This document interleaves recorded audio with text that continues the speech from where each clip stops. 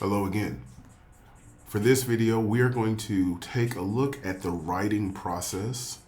These are the steps you should be following to be an effective writer, an effective business communicator when it comes to how you are creating your messages and sending them to whatever receiver you have of choice.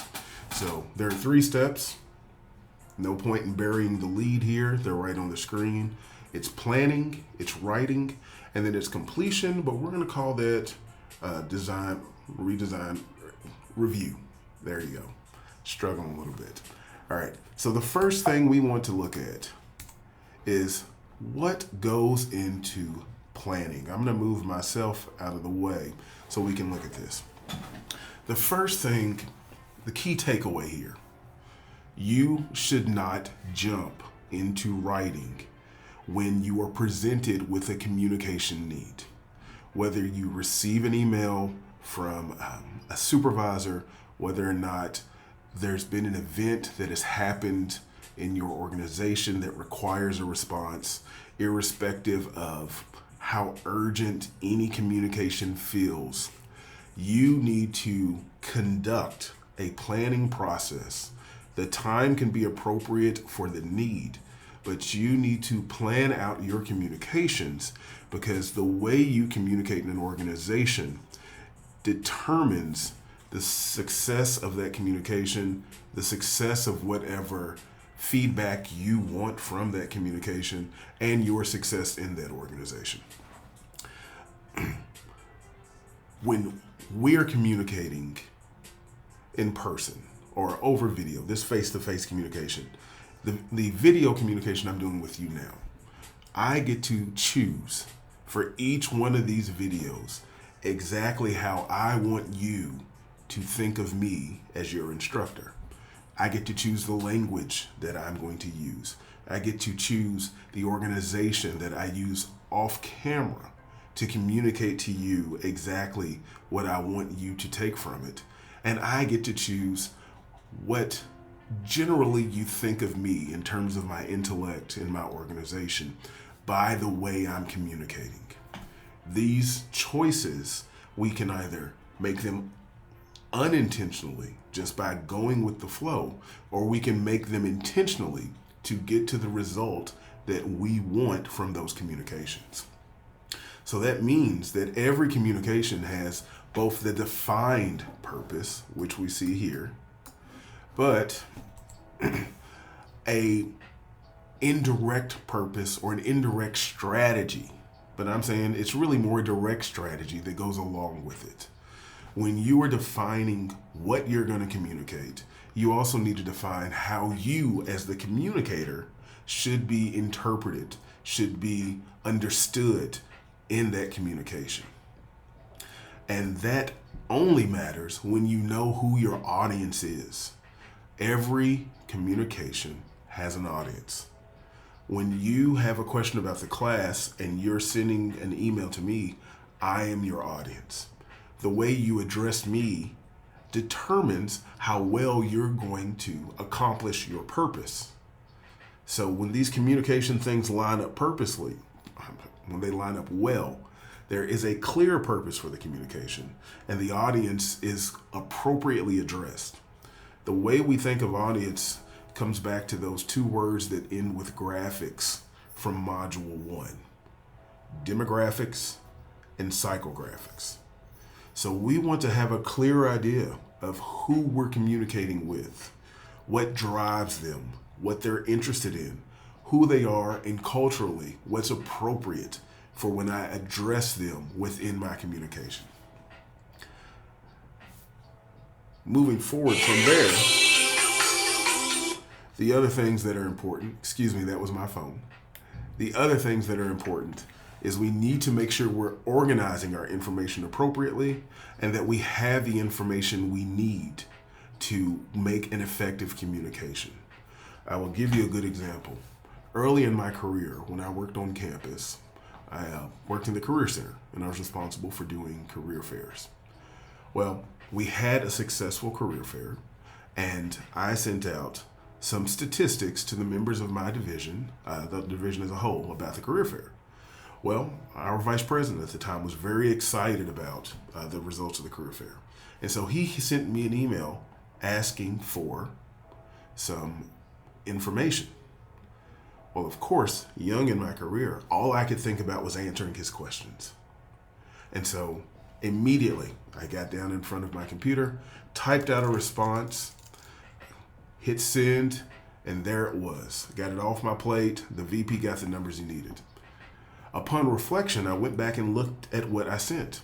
What I sent was filled with errors, and there was no organization. It was just me responding haphazardly to the questions he asked. Now, you could say that mission accomplished. Asked the question, it was answered. However, I would argue there's an issue because I didn't have a clear strategy or purpose for that communication outside of answering the questions.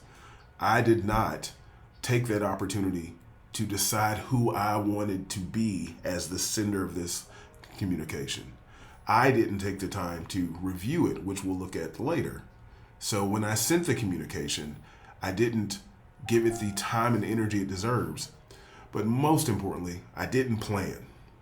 And since I didn't plan, I didn't take an opportunity to deepen my relationship with our vice president by using some of the information that I knew about him to show that we were very alike in a lot of different ways and could be good partners going forward. So planning is not just important for clarity. Clarity matters. Planning is not just important for being concise because concision matters. Planning is also important for you to develop in your career when it comes to you as a professional. You are not only developing your ability to write, but you're also developing your reputation and how you are regarded at your organization based on what you write. So that's where the planning comes into this. The next step, which is obvious, is we have to actually do the writing. And the writing, while it feels like the most important step, actually is just a box we want to check in between step 1 and step 3. Woo! I was sick this weekend and I struggled with that 1, 2, 3. Oh, OMG. I'm in the fog a little bit, guys, so I apologize for that. So, we've talked about planning. Let's talk a little bit about writing and what's actually occurring when we write.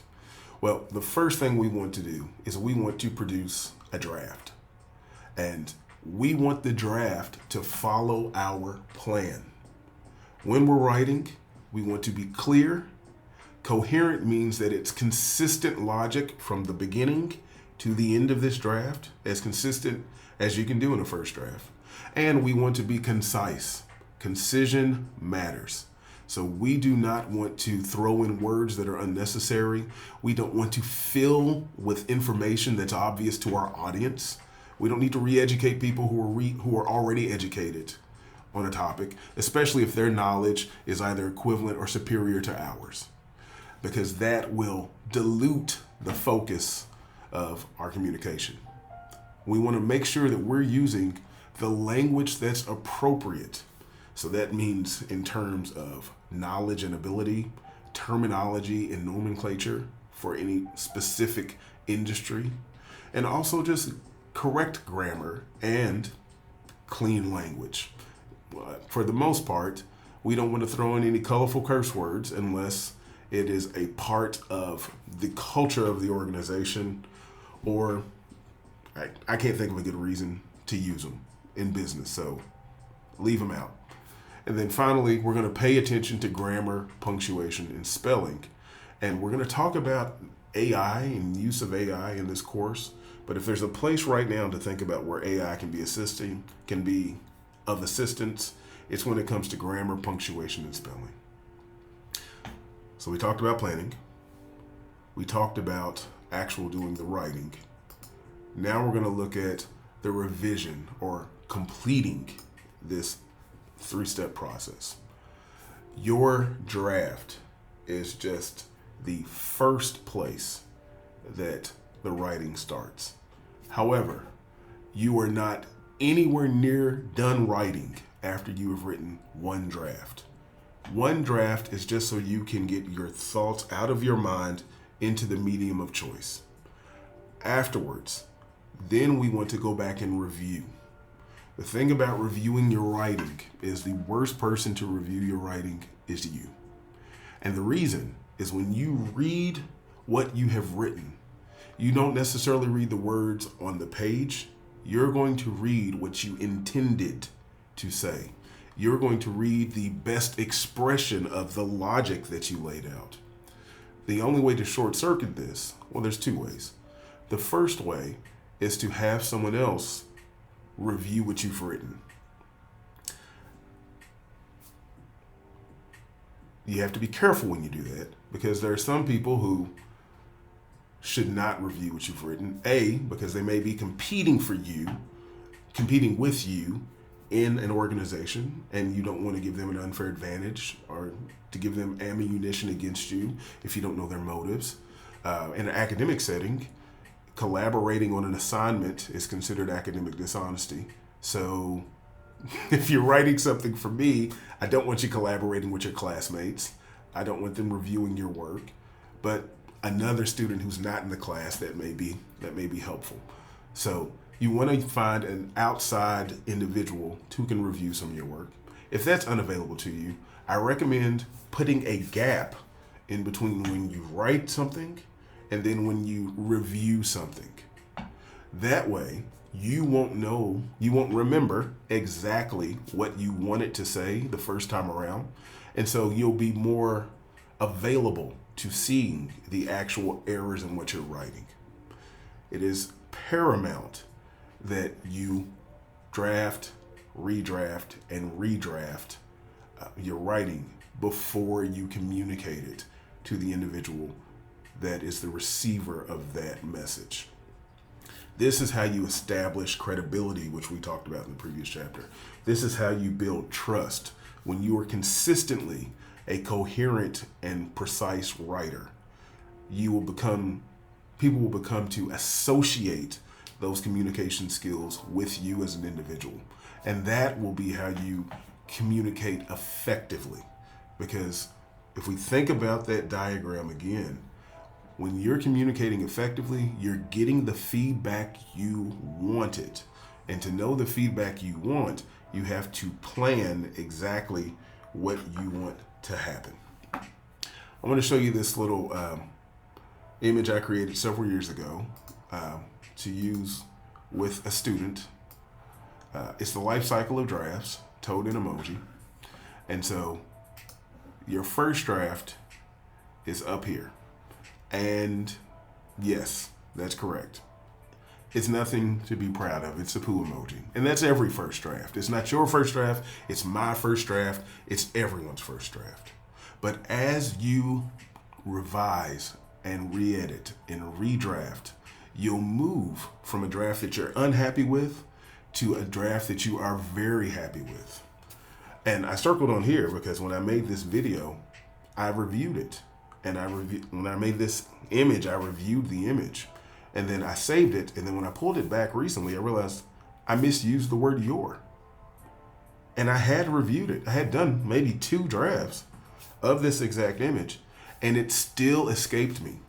And I circle it on here because I didn't even see it again. I still read that if you're lucky is the abbreviation for if you are lucky, up until I presented this for the 8 a.m. section of this class.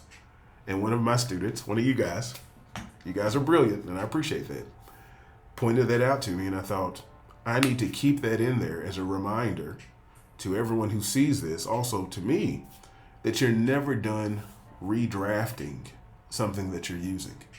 Because it's easy for these little mistakes, these little credibility killers, to sneak into our writing. Because either we didn't plan effectively at the beginning, we didn't take the time to write a first draft to get our thoughts out and put a focus on clarity, or we didn't review it enough. And we went with, either because of time or because of impatience, what we had. And the results of that either damaged the direction we wanted to go, or didn't go fast enough in the direction we wanted to go, and we're experiencing a little bit of a setback. So what we covered today was the writing process.